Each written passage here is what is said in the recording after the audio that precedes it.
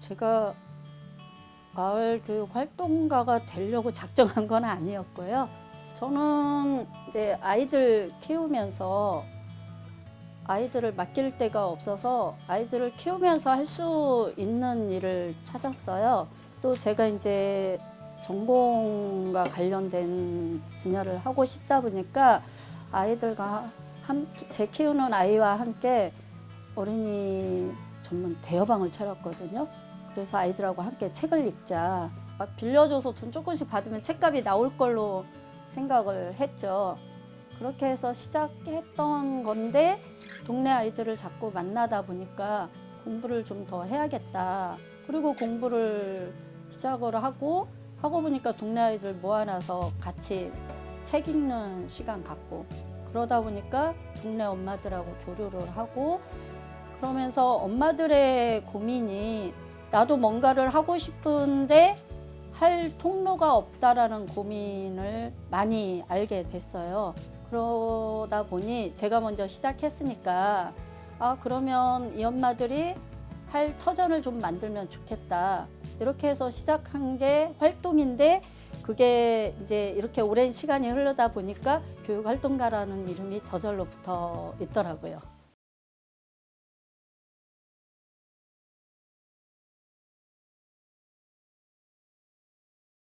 활동가가 이렇게 되어 있던 것처럼 아이들을 만나서 보니까 학교가 학업과 관련한 그리고 성적과 관련한 그거 말고는 학교라는 것이 터전이 되어주지 못하는 걸 많이 느꼈고 이렇게 친구들과 놀고 부모로서 아이가 놀고 싶은 것들이 있는데 오히려 학교가 그거를 방해하고 오히려 마을에서 아이들은 지낼 수 있는 환경이 안 되더라고요. 학교를 갔다 오고 그 다음에는 학원을 가야 되는데 아이들하고 놀려고 보니까 아이들이 매일 없는 거예요. 다 학원 가고 학교 가고.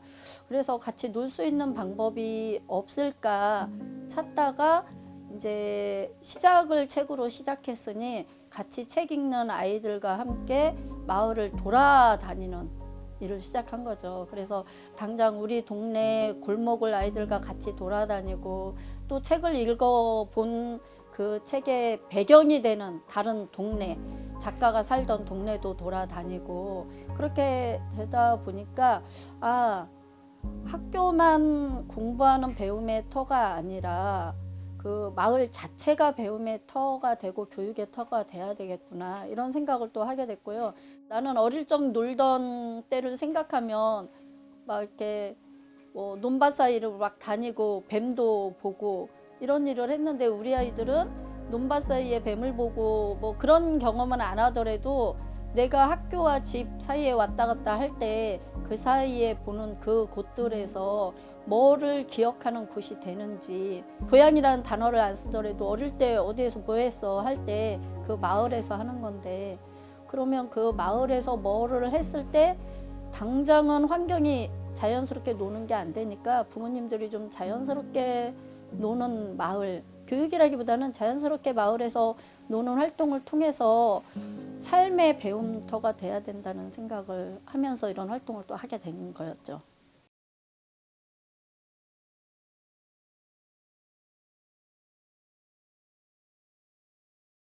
그럼 실패한 이야기를 먼저 해야 될 것 같은데 시작은 내 아이하고 뭐 할 거리가 없을까 하다 보니 그 친구 아이들까지 데리고 같이 놀다 보니 이제 이때까지 오고 그 아이들이 지금은 이제 청년이 되어 있는데 그 이야기를 하더라고요.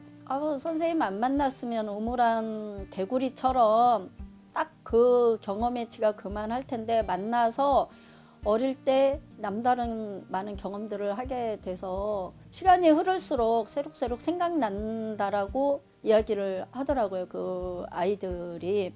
그런 보람 아닌 보람이 있음에도 불구하고 어려움을 다시 꺼내서 이야기를 하자보면 이게 받아들이는 사람들이 다르게 받아들이는 거죠. 의도가 있어서 그랬겠지 내지는 또 아예 다 생기는 게 있고 뭐 있으니까 하겠지 이런 일들을 하는 게 심해지고 그 심해지는 가운데 어떤 시선을 또 요즘은 받기 시작하냐면 이렇게 말을 해요. 아직도 그러고 있어?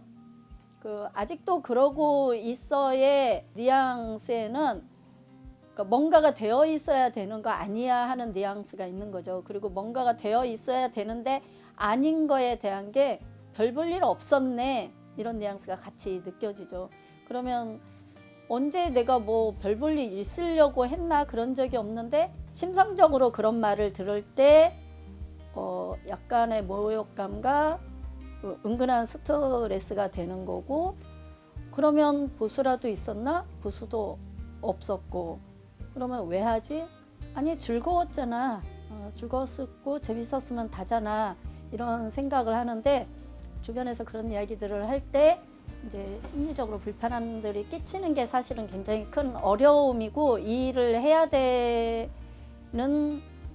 강한 동기를 놓치는 거기도 하죠. 정말 즐거워서 하는 뒤따라오는 활동가들에게 하고 싶은 거는 이런 어려움이 끊임없이 와서 같이 했던 사람들도 이런 현장을 많이 떠나간 사람들이 있는데 그 사람들이 단순히 돈 때문에 떠나갔을 거라고 생각 안 하거든요.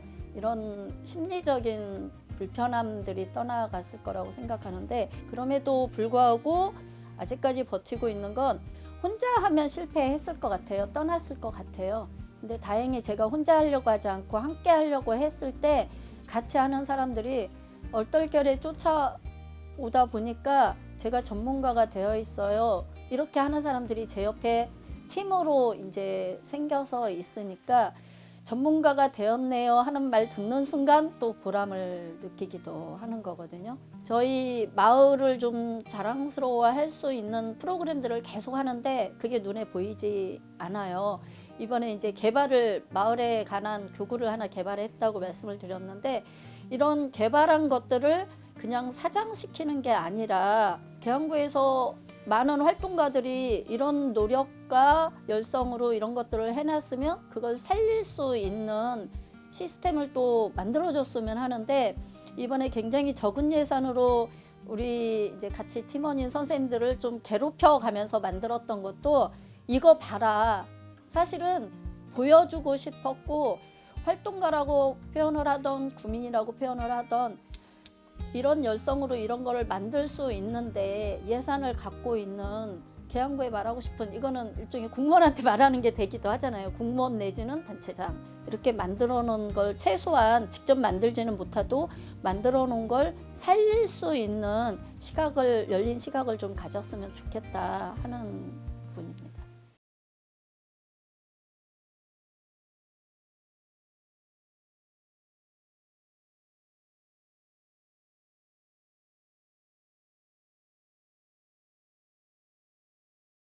독서가 목적이 아니라 독서가 항상 도구라고 이야기하거든요. 우리가 살아가는 삶에 있어서 책 읽는 건 기본 소양을 닦는 도구이다. 독서를 경계선을 두는 일을 하고 있거든요.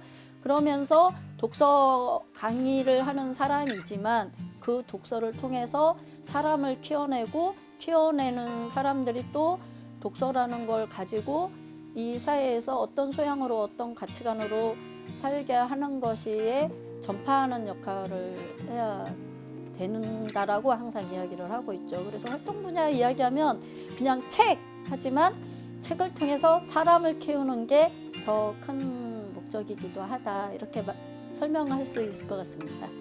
흉 봐야지 우리 여기 선생님들 계시는데 이제 한 선생님이 막 무슨 이야기를 하면 제가 저거 내가 맨날 했던 이야기인데 지 이야기죠. 제가 이제 속으로 그러고 있어요. 근데 그 옆에 있는 다른 선생님이 그거 관장님이 했던 말이잖아. 또 그래요. 그게 이제 바로 이렇게 시간이 흐르고 여러 사람이 구축돼 있는 데서 나타나는 에피소드인데 우리가 많이 비슷해졌구나. 같이 가는 사람들이 많이 비슷해졌구나. 그래서 또 같이 갈 수도 있겠구나 하는데 사실은 굉장히 큰 보람이기도 하고 굉장히 뿌듯한 에피소드입니다.